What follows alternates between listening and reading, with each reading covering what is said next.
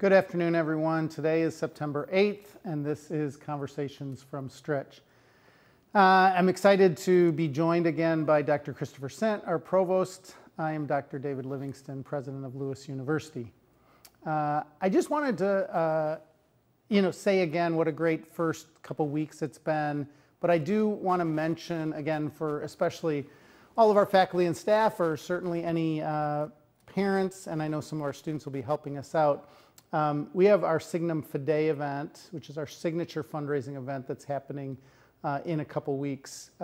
We raise money for our mission fund, which assists our neediest students on campus, especially those that had something really significant happen in their lives or the lives of their families that has really had a negative impact, and we help them get through their junior or senior year, allowing them to continue to study and complete their degree. This year, we've moved the event to the House of Blues in Chicago. We plan to raise about $300,000. We're getting closer and closer to that goal for the Mission Fund. It'll be on September 24th in the evening, again, downtown at the Chicago House of Blues. So please purchase your tickets, or if you can't make it that night, we'd love it if you would be willing to just make a donation to the Mission Fund for the Signum Fidei event. A quick reminder that as we go throughout today, if you have any questions or comments that you want Chris and I to address on today's show, askus@lewisu.edu is the place to go. Type in your question, send it off to that email, and we'll get them answered. So thank you for doing that. And now I'm going to turn it over to Dr. Sent. Thanks. Hello, everyone. Great to be here. And I am really looking forward to the Signum Fidei event as it gets closer. And it's also wonderful to be here on campus when we're having these weeks of really terrific weather and so much fun stuff going on outside of the campus while we're still in session during this fall semester. So that's awesome. I have a few updates about some accomplishments of our faculty. Dr. Adrian Hunold, Assistant Professor of Music, was appointed to the editorial board of the Saxophone Symposium, the scholarly journal published by the North American Saxophone Alliance.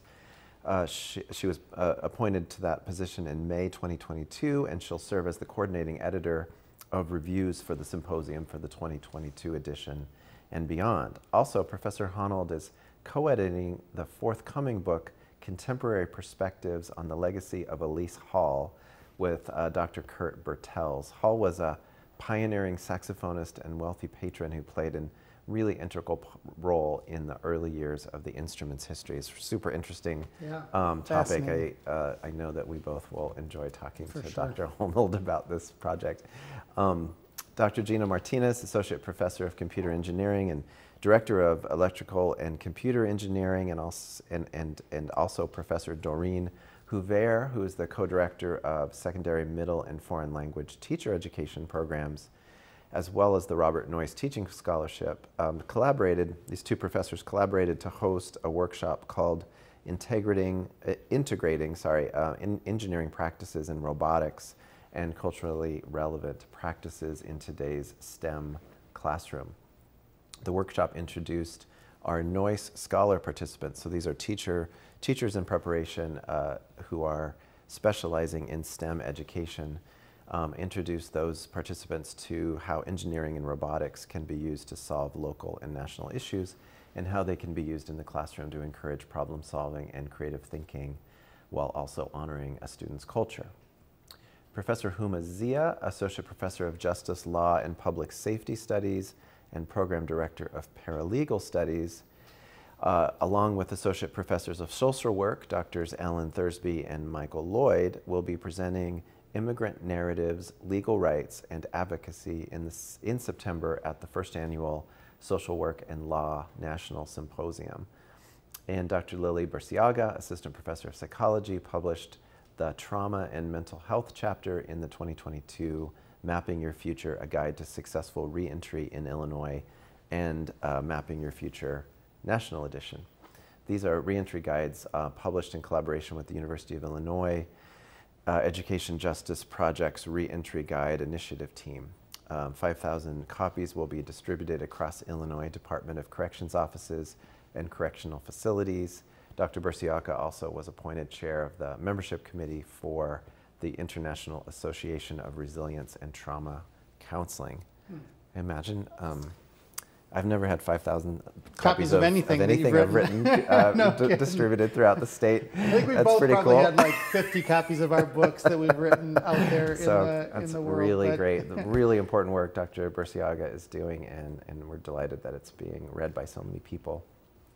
And congratulations to Mark Swain, professor of art, who will have a featured show at Ferguson Art Gallery at Concordia University, Chicago. The art exhibit is free and open to the public until October 18th, and a reception will be held at the gallery there at Concordia on September 25th from 2 to 4 p.m. With a talk by the artist at 3. So that's the day after Signum Fidei, so that's going to be a great weekend. Yeah, I think Joan and I are going to try to stop on the way home. I think we're going to spend the night in Chicago and stop at Mark's art show and maybe hear him talk. And you know what's interesting about this, Chris, is tonight we have an art show tonight. That's right. Usually Mark is the one that is interviewing the artists, and I think he'll probably do that tonight. That's at 7:15. So in our gallery, and this has been running since the 29th, it'll run until September 25th, actually, from 9 to 9 in our art gallery here on campus. But tonight, in the Brent and Jane Wadsworth Family Gallery, we're having the artist Eve Ozer present her work. Dr. Swain, Mark Swain, will be asking her some questions. So it's a great exhibit. I was over there the other day. I think it's really worth stopping and seeing it if you can't be there tonight, but if you want to come tonight, you can hear from the artist. We have the Arts and Ideas program featuring Dr. Dennis Kremen also this afternoon. Today's a busy day on campus. It feels like every day's a busy day on campus. Director of the LaSallian University Center for Education, Luce, over in Rome. He's presenting a program this afternoon called Rome, the Eternal City and Pilgrimage, from 2 to 3 in De La Salle 250. Students who attended the program in previous years will be there to present along with Dr. Kremen and answer questions. You know, this is an amazing program, Chris, and it allows, as I often say, it allows people to study in Rome or Romeoville for very close to the same price. So if you're gonna, you know, make that choice next spring of 2023, we have spots open for students. There's a sign-up date coming up, I think in October, deadline for choosing to go to Rome next spring and study in Rome for the semester. I forget if I said this last week, but I had the honor of meeting with those students from the last 2 times that we went to Rome, that our students went to Rome just a couple weeks ago, and it was so inspiring to hear them talk about how much that experience has impacted their lives, their orientation toward travel, and you know, the bravery that it takes to travel to other countries and speak other languages and so on. They were such an impressive group, and it clearly has made a big impact on their studies and on their experiences as people. And as we said last spring, I was able to visit them, but also what we talked about last spring is they went, you know, at the tail end of COVID. I mean, we're still in COVID, which you'll talk about in a little bit, but kind of at the tail end of COVID. And that was not only all those things that they learned and all the kind of courage it takes to study abroad. Many of them were first-year students, but they were going in the midst of a global pandemic. So on the non-academic side, getting into sports, and we're going to be talking more about sports today as the show goes on, but congratulations to our women's volleyball team. They're currently ranked 18th in the country after 2 strong preseason tournament appearances, both in Hawaii and Colorado. They're competing in the 3rd preseason tournament in West Florida this weekend. Also want to congratulate our 18th ranked women's and 23rd ranked men's cross-country teams who won. Both of them won the Flyer Early Bird races last weekend on campus. We're going to be talking more about the Flyers today. But exciting to think that the 3 teams that are really, I mean, we have a couple other seasons going on, golf is going on, but 3 of our teams are ranked in the top 25 nationally, and that's out of about 250 D2 schools. So Right. top 10%, definitely an A rating for our athletic teams, and such impressive work by our faculty. So a little bit on creating a healthy community. Yeah, we have / just COVID. a quick update before we go on around the Healthy Campus. The resource team, just a reminder, the email for the Healthy Campus resource team is there on the screen and available on the website and so on, healthycampus@lsu.edu. We are a mask-friendly campus and less posted, and again, that's in testing sites and in the health center where masks are required. We recommend everyone be up to date with vaccines. We have PCR testing coming to a close on campus. That's the new information this week. So we will no longer be offering PCR testing at the testing site after next Tuesday, September 13th. We will still, and continuing through the semester, have rapid tests available in the Student Health Center for students. And then also we have information on, if you go to the COVID area or the Healthy Campus area of the website, there's information about local testing sites that are easy to get to and easy to find. We are working on vaccination clinics with the new vaccine, and we'll be announcing those in the coming weeks, particular dates for those in the coming weeks. So Chris, can I just ask, I know we're not sharing all the data that we used to, numbers and all of that stuff, but can you just give a sense for those listening, sense of kind of how the year is starting vis-a-vis COVID, being a mask-friendly campus? I mean, what you're hearing or seeing from faculty, staff, health center people, just, I mean, in general, we feel like yes, there are some cases, but people are following all the protocols that you've gone through the last few weeks. Yeah, just a reminder, we did require residential students to test before moving in. And in that process, there was a really, really small number of positive cases. I think there were 2 related to that entire move-in of 950 students, and and that resulted in some accommodations and isolation and so on. But it's been very, very low impact on the campus through all of the move-in and through the welcome week and all of the group activities.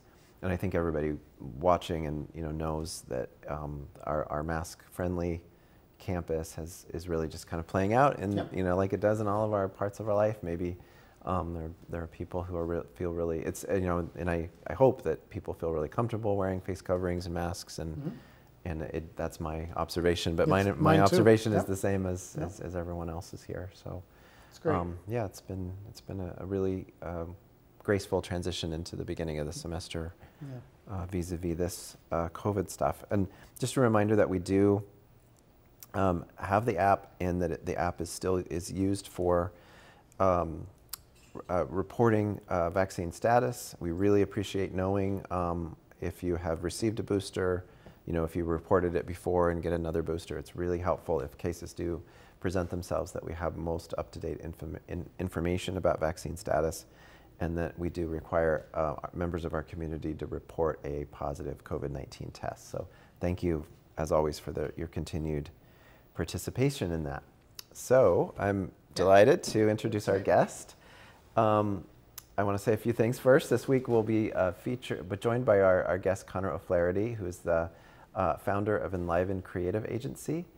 And I want to just say one bit of contextual information. President Livingston talked about this last May in his May address to the community, but just as a reminder, Bedcheck Charlie, who first appeared at Lewis in 1964 and served as the university mascot for nearly 60 years, will retire at the end of this academic year. Highly revered and inspired by World War I fighter pilots, he will be an important part of the Lewis story and legacy as we go forward. But as time moves on, we felt it was appropriate to transition to a new athletic mascot and the overall athletic identity and branding to be more consistent with experiences of our current and future Lewis students. We will remain the Flyers, but we want to capture the energy, momentum, and innovation and forward thinking of Lewis in this next iteration of our identity. So Lewis has engaged Enliven to review and refresh the Lewis Flyers athletic logo and brand, and Connor is here this week on campus visiting with various individuals and groups to learn more about Lewis, to learn about, just kind of be on the campus and see it and see how it presents and particularly Lewis Athletics, and to begin some preliminary thinking about how to connect who we are with a visual identity for the campus. So Connor, welcome. Yeah, thank you. We're so glad you're here, Connor. Thanks for joining us. So can you just, Chris said a little bit, but can you tell us a little bit about your own background, interest in this kind of work in kind of both visualizing, marketing, kind of athletics, but maybe just your background and how you got to this point? Yeah, so it's hopefully a good story, but I'd moved here initially about, it's getting on now, about 12 years ago, but my background is brand strategy and development. Formerly working with a lot of consumer packaged goods companies and corporate entities, but when I moved here, I had the opportunity to work with an agency when I first moved here that specialized in branding for sports and higher education institutions, and that's really what I've carried forward over the last 12 years of my career into the founding of Enliven. And we work with a range of institutions, a range of organizations, particularly in the areas, as I said, of college sports, but also professional sports and increasingly youth sports, as well as higher education institutions and not-for-profits, in helping them develop their brands and particularly their brand identity, which is really a hallmark of our services. I've mentioned this, and we're going to talk about the timeline for our particular branding process a little later, probably. But we're talking to Connor at the very, very beginning of this process, where he's really soaking in information. So what we want to talk about is mostly about this process and what actually is going to be happening over the next 3, 4, 5 months. And but we're not talking about we're not making any announcements about any new artwork that's been created or anything like that in this conversation. I just want to be super clear about that. So maybe just some people watching might, most people watching hear that word branding all the time, but it might be useful just to maybe talk a little bit about what are the parameters of what you do when you're thinking about rebranding something. Yeah, so in terms of branding, it's a broadly used, perhaps misused term because it's a little bit of a catch-all, but it is in some regards a catch-all because brand is essentially everything you say and do. It becomes your brand. And in fact, even more than that, it's not what you say or do, it's what your consumer or your end user or your stakeholder interprets that to be. So controlling your brand is really important. It's the foundation on which you're built, it's the values that you represent, and it's really what you want to project into the world. Identity is a small portion of that, but it's a hugely important portion because it's often that first interaction many people, whether they be prospective students, parents, or prospective student athletes, or just kind of the community at large will have of your brand. So institutions typically go down the road of looking at their brand identity as a way of, helping position their brand in the market to be seen in the best possible light. It's also a great way to align institutions together behind a vision of who we are. And while many institutions remain consistent, there's aspects of their brand and aspects of their operations which changes over time. So sometimes there's a need to go back in, have a look at an identity and say, okay, how do we align this for meaning today? And for instance, the Flyers has a huge history in it, and what we're trying to do is not change any of that history, but just reimagine it slightly for today and today's students and future students. Right. So I just want to make one quick connection. Last week, I think you had this comment, but we were talking about faculty and what they're doing, and we talked about Jennifer Murdow from our marketing department, who is this is just to give you a little context, what we were talking about last week, and it reminds me, and I want to ask a question after this. Anyway, she's a marketing professor, and she was on one of the big radio stations here in Chicago, was asking about the Chicago School of Marketing, basically. So they were talking about Charlie the Tuna and the Marlboro Man and all these different brands, but how they change their identity by creating the Marlboro Man or Charlie the Tuna, or so could you? I just would like to extend this a little bit about when you work with different schools.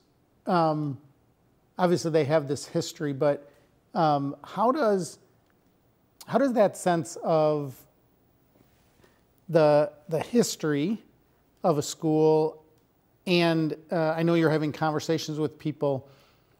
What a little bit about the process, like who are you talking to, why are you talking to them, and how does it help you understand that brand? And again, as you just said, not eliminating it, but maybe refreshing it. Yeah. Like, just give me a little bit of the process. Yeah. So in terms of the process, we will typically undergo with any campus, any university, or indeed any client, is we'll always start with a discovery phase where we're really absorbing as much as we can about the knowledge of an institution, who that institution is, and what that institution represents, as well as learning where that institution wants to go in terms of its vision.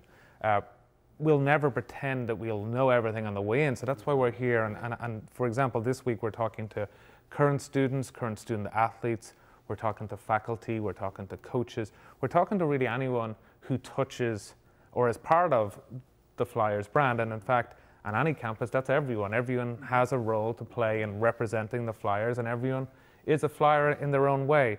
So our job is to kind of absorb that knowledge and understand where we've been, but more importantly, where we want to go and what's the best way to build that vision. And there's small little nuance in the conversation or the conversations we'll have, which will impact subtle elements of the identity, which helps make it distinct. Because one of the real important challenges is to arrive at the end of this process with an identity that leads us to something which is unquestionably Lewis University and unquestionably representative of our campus and our unique values and personality. And that's really what we try to do.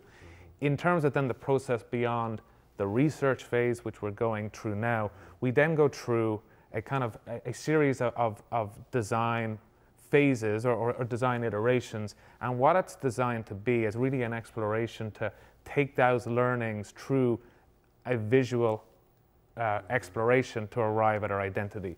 And it engages many people on campus. So we have a steering committee that's got representatives from a wide variety of areas on campus. We're going to work with them to really explore these different ideas of what it means to be a Flyer and how we want to project ourselves across college sports, but also across our community as well. As part of that process then, we'll get through several phases of design, and we'll be back on campus or via Zoom to test some of those ideas, because what we're really looking to do is ensure that what we've developed aligns with the campus and the community and represents who the Lewis University Flyers are. So it's a fun process, and it's a very engaging process. So we're always delighted to be at a new campus, because every institution is distinct and every institution is unique. Our job is to try to find those elements and then express them through the identity in the right way. So is it sounds to me like on your team, and maybe this is a part of your background, going maybe back a little bit to your background, I guess the role of language and graphics. Maybe that's a little too I was going to ask that too. Subtle, but how do those two play together? So, and I guess so I'm thinking there are graphic artists who, basically paint pictures for us. And then there are people who write, for lack of a better word, jingles, like when you were in the industry, and those are words, and oftentimes those two fit together in some way. But maybe you could talk a little bit about that process. Like when you're going to take all this information back to California with you. I assume you're going to sit down with a team and you're going to run through it. How does language and visualization, how do they play together? So in the case of an identity, while there's no express written communication at the end of it, there's inherent words which we link to our brand and our athletics department. And they might be things like, a desire to represent our values as an institution, or a specific aspect of our history or heritage.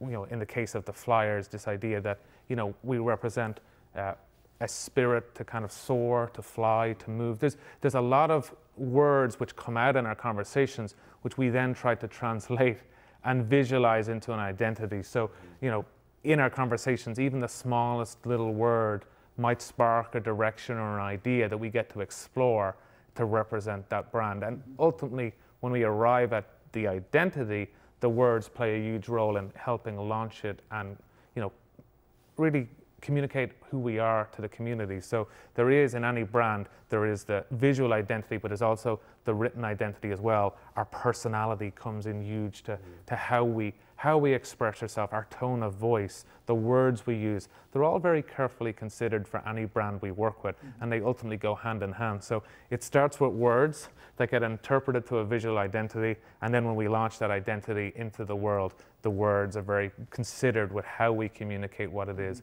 what it represents, and ultimately what it means. Because what we're trying to do with an identity is not just create a logo, not just create something which is going to go on apparel, although we want it to do that, and we want it to be, you know, incredibly attractive to our fans, but we're also trying to create meaning. And it's that meaning of who we are, which is what's most important to us. So again, I go back to the conversations we're having on campus. We're just listening all the time to try to learn as much as we can while we're here, and also just walk around and absorb it, because sometimes you can hear things, but until you see it, until you walk through campus and realize there's planes actually taking off and landing beside you, you don't quite understand it. So that's been a unique experience. Yeah. And just really technical question about the end of the process. So you mentioned some examples. So visual identity is a logo. It's you know, the word Lewis. It, you know, will have a graphic representation. It's the kind of thing that goes on shirts. It goes on hats. Maybe the center of the basketball court. You know, things like that. And but is there like, how many of those do you create typically? And like, what's the range of like stuff that you deliver? It will all depend. So each individual project is different, and there's not a boilerplate number of deliverables, because some campuses have different elements they want to express in different ways, and we might create marks which maybe have a secondary function or role, whether it be with booster clubs or various areas.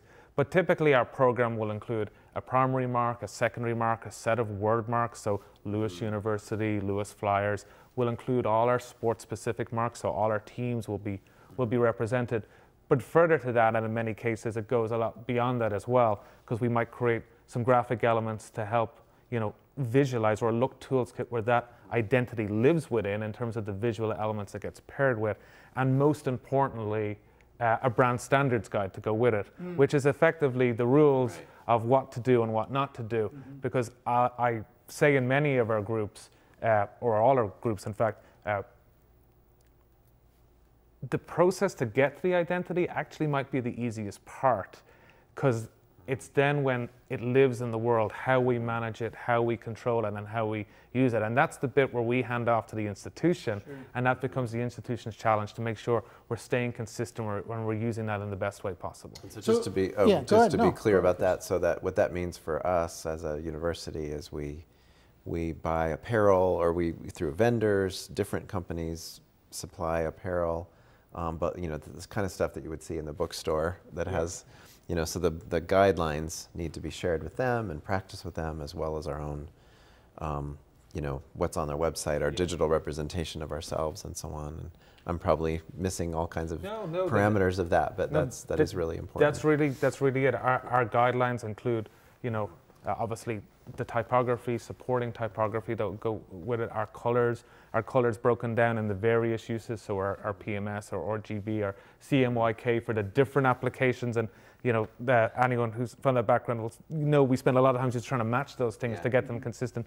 But having those guidelines to exactly that go to our apparel partners, go to our licensees, go to our web development company, you know, so they can utilize and deploy the brand in a consistent way, because it's one of the biggest challenges is that consistency and doing things in a consistent manner, which is difficult. And to use something, just to follow up on that, so neither Chris or I are Chicago Bear fans, but it is football season and we are in the Chicago market. So let me just try to put this with your sharing put this discipline that you're talking about in that framework. So I feel like most of us, when a brand, and I'm going to use the Bears, are disciplined, they have the kind of what I would say these two logos. So they have this bear, you know, that's kind of facing right at you, has certain color schemes, and then they have the C, right? And those two things. And if you go into a store or you walk down a street in Chicago and you see something that oftentimes somebody is trying to do a takeoff on it, they're trying to sell Chicago Bears gear, but it's not really, and the C's not quite right, the color might not be quite right, the bear might not. And almost all of us, because we're so habituated to what it really looks like, because they have good brand discipline, know a fake from a real authentic one. That's really what we're trying to do with our discipline, as I understand it. What you're saying is you leave it back to the institution, and the institution can, and takes time, create a brand in which everybody knows the difference between the real thing and a knockoff. Or they don't have enough discipline, and then nobody can tell the difference because there's not enough consistency. And I feel like we've gotten so used to that, because when we go into big cities, you can not only with, I want to stick with sports brands, but how many times somebody come up to us and try to sell us a purse, right, that is branded as Louis Vuitton, but it's really not, right? And we kind of know that because they're trying to do it because they want to get the benefit of that. And what we're trying to do is make sure we have something that fits our contemporary who we are, fits with the Flyers, lives inside of some of the things that we care about as an institution, but also is disciplined enough that it's recognizable. Everybody knows, oh yeah, that's Lewis University. By just one little mark, as you call it, but for me it's a picture, right? That can go on a helmet or a T-shirt or whatever, and they're like, I don't need to see anything else. I know that's Lewis. Yep. No, that's really what it's all about. It starts off with trying to capture the essence of the brand, the essence of the community, depicting that in the right way, and then being very disciplined in rolling out. It helps that the Bears have national television to do that. We'll do it maybe on a slightly smaller scale, but the same rules apply. Exactly. Yeah. I just think it's, like the positive version of that in my mind is it's true for the Bears, but even more so for the Cubs. Like, you can see that blue color from 6 blocks away and not, way beyond your eyesight, even reading a C, right, and it's a Cubs T-shirt or whatever. Yeah. And that's so that color is really important. Yeah. Yeah. Yeah. That Cubs blue is very unique. So why, so I think we're kind of already talking about this, but a kind of general question is, why do universities go about this? Why do athletics departments go about this? What, in your experience, what usually precipitates an effort like this? I think there's a multitude of reasons, or there is a multitude of reasons, ranging from the strategic, which is overall institutional alignment to ensure athletics and institution are aligned together. Often the athletics brand is the front porch of a lot of institutions, and it's the point of almost school spirit being expressed. So you want to have something which really expresses the brand. So that's some of the more strategic, and obviously it helps to have a modern brand in market, or a brand which appeals to today's athletes, because at the end of the day we are recruiting students and recruiting student athletes. So trends happen and design trends change. And then there's a lot of functional aspects. When we look at our current identity for the Flyers, it just has some functional challenges. It doesn't quite reduce enough. It doesn't scale. So when you use it in certain applications, it becomes very difficult. And you have to remember, in the last 20 years,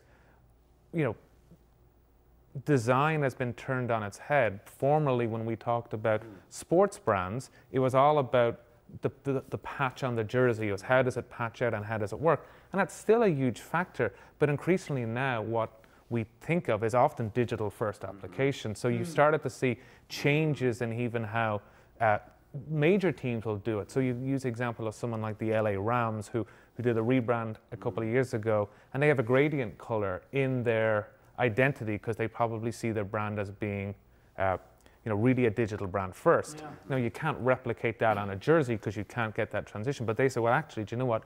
The majority of people are now consuming our brand digitally, and that creates a whole new set of rules and challenges in terms of, like I said, how things reduce. And increasingly, if it doesn't work on an app or something the size of an app, Yeah, it doesn't work. it doesn't work. All right. We could spend a lot more time on that because I think Chris and I we're one level as a university, we have a lot of students who study computer science, who study Internet of Things, who study programming. So that whole world of what does it mean on a device is so important to them. But I'd like to, again, maybe push this into, so you just got done talking about some of the things we want to do and some of the challenges of the new. So could you talk a little bit about the goals of this project? Like, what are we, and I think we have a slide for this, but what are we trying to achieve, and what is the kind of, maybe as we, it's a little hard to read, but what are we trying to achieve, and how long will it take to achieve these things? Yeah, so ultimately, in terms of the overview or in terms of the project, we kind of have a number of things, and you've heard me kind of talk from the broad strategic to almost the tactical or execution-driven factors. One, it's about really unifying campus behind this single vision of what it means to be a flyer. To be a flyer has an inherent meaning. And, having worked in a lot of campuses across the country, oftentimes we're trying to create meaning where no meaning exists and trying to inject a brand with meaning. We have something in the flyers which is so distinct and so unique. So we just have to find a way to articulate that the right way and tell our audience and our world about it, because it's really important. So that's kind of point number one. From there, we have to really look at how does that brand and the institutional brand align? Because Flyers is not just an athletics moniker, it's not just an athletics identity, it's something which expands and extends across all of campus. Then we need to kind of start to translate those things or through the identity, enable us really stand apart. We're in a really competitive college sports market, a pro sports market, where we have institutions all around us, and we want to stand out as something different, something unique. And as you said yourself, we really want to, if we can, from 5 blocks away, have someone see our identity and go, oh, that's Lewis University, and do so in a way which ultimately allows future students, student athletes, see us as something distinct and an institution they want to maybe attend or consider on their journey. And then we get into, once we've developed that identity, aspects of standards and consistency, which is making sure the rules are in place and the standards are in place to protect the brand. So making sure we are using the right mark and the right application, making sure it works across all applications, and ultimately having the platform with those tools to go forth and grow as an institution and as a brand. And so do you, I think I know the answer to this, but I don't know if I ever even asked you or Ray this when we were talking. Once we get this new mark, does it become trademarked so that nobody else can use? You just said, is it something that nobody else can use in the Chicago market because we say this is our mark? So while trademarking is separate from the process as a whole, it is often something which we will work in tandem with a university to do as part of the process. So the trademarking of that identity to protect it is hugely important to allow us. Now, we are lucky in that there's not many Flyers in college sports or in sports in general, so we have something distinct. So we should easily be able to get there, and it will leave us with something which we can protect and use. Now, and we'll have, means of doing that true usage over time, but getting that registration done early is often something we advise our partners to do. Great. So I think we have one more topic. Sure. A few minutes to go before our time is up. So we've also, a common thing that happens in these processes, and I know we're doing it here, is an evaluation of our mascot. And so could you talk a little bit, and clearly, Charlie lives now and is both a mascot and part of the visual identity. It doesn't have to be that way, but that's our situation. Yeah. And so can you just maybe talk generally about mascots and how they relate to all the stuff we've been talking about identity? Yeah, and you touched on a key point there, that right now Charlie lives as part of our identity, but often across many institutions they're separate. There's the brand identity and then there's a mascot who that may be in the identity, may be in it in a secondary component and may have marks created, but they're often kind of separate components. And while the first part of the project or the core focus is to develop the identity, the question of mascot, or what the future of our mascot on campus, is something we do talk about through our conversations, because many institutions take different routes to it. Some mascots are solely there just as an entertainment component, often for children, on sidelines, at events and games. Some mascots take on a greater role, whether at more institutional events, community events, and they become a touch point for the institution, like ambassadors. But then ultimately what that mascot becomes, or what we want that to depict, it's a whole conversation we need to have to get there. Because do we want it to be entertainment, or do we want it to in some way represent something distinct, like our values or our program? It can be used as a tool to teach people about who the Flyers are, our history, our heritage, and ultimately what we represent. So there's a lot of considerations that go into that. And as you said, mascots sometimes live within an identity, but oftentimes are separate. And I think one of the examples we're using on this week, as we talked about mascot, has been someone like Michigan State, they're obviously the Spartans, and they have their distinct identity, but they also then have their mascot, and they have a set of mascot marks which go with it, and is used often in terms of communication to kids and to engagement through Kids Club and areas like that. So mascot's an interesting kind of area of the brand development process, because there's a lot of different ways that institutions can choose to use their mascot and to visualize it as part of their identities. And I don't know, I'm not a history buff on this area, but I do remember in my own head, and I don't know if this was a kind of break in the kind of marketing world, but I remember when the Phillie Phanatic came out, because it felt like such a break from their brand, for me, right? Because they're red, right? And all of a sudden it was this green, weird looking, I don't know, whatever. It wasn't a Philly. It wasn't a Philly. I mean, it was it wasn't a Philly, it was a Phanatic. And it was, there was that alliteration, but it felt strange. And I think what is important, and we're not talking about what you heard, because you're still in the midst of this, but there are those, everything from, to use 3 examples, a Spartan, which looks like, it's kind of it's close to what their mark is.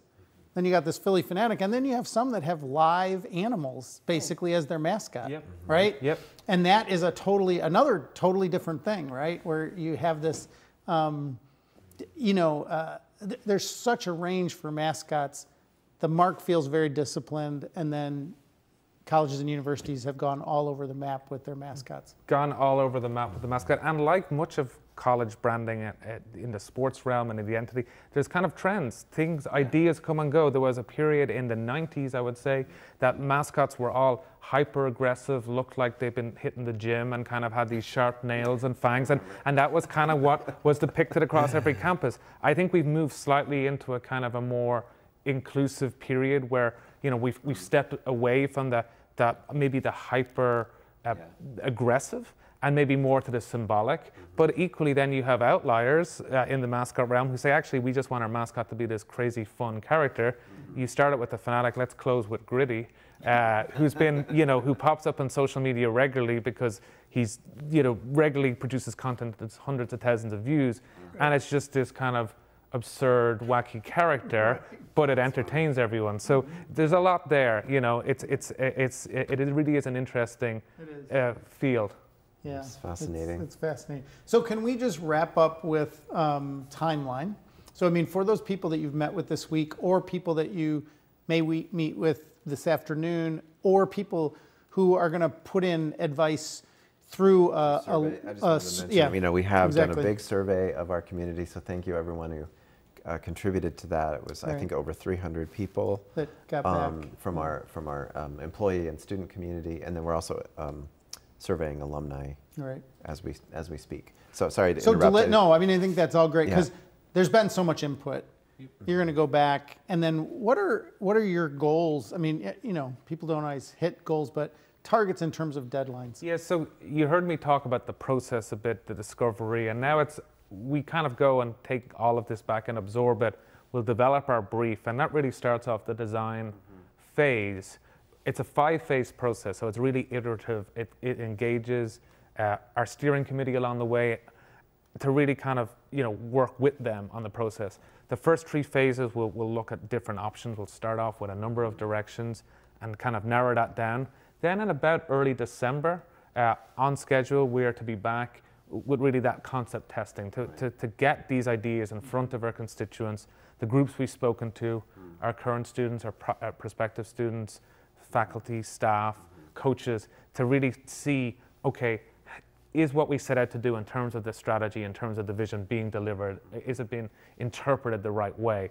That gets us to hopefully the holidays where we kind of go through those groups and begin to collate around a new identity. And then in the early part of the new year, January and February, we'll work on those final phases to tighten everything up, build those standards guides, build out the other marks in the system, get everything produced, because really with athletics, we're really working around end of February as a kind of completion date, because we then very quickly get into uniform and apparel needs to be planned for the new year. We need to work with our bookstore and our various licensees to make sure they have that identity for launch, you know, later in 2023. It's very exciting. It's very exciting. Very exciting. Yeah. Last comments? Anything we didn't ask you that we should have asked you, Connor? No, I think, you know, we covered the kind of the whole gambit in many regards. But what I hope you get from today, I guess, you know, the one thing I would kind of reiterate is we really see this as a collaborative process. It's really a process that we want everyone to feel represented by, and you know, we're just excited to be doing the project. I kind of feel a little bit lucky in many ways that we get to do this with institutions, because it really is something that helps shape the future of an institution and point it forward. So to be involved in that is a really nice thing to do. Last comments? Well, no, thank you so much for being here today and for really for the whole week. And I've heard from so many people I've run into this week. It's just, you know, that you've been a great listener, and really many engaging conversations where members of our community have been able to, you know, kind of share their perspective on these issues, and also to tell stories about what's important about Lewis, and that's always really valuable. So thank you for bringing that out in all of us. Thanks so much for joining us, Connor. We appreciate it, and I agree with everything Chris said. Really great comments, and we're excited to continue to work together. So we'll wrap up. We look forward to seeing you next week, and many blessings to you and your family. Have a great weekend.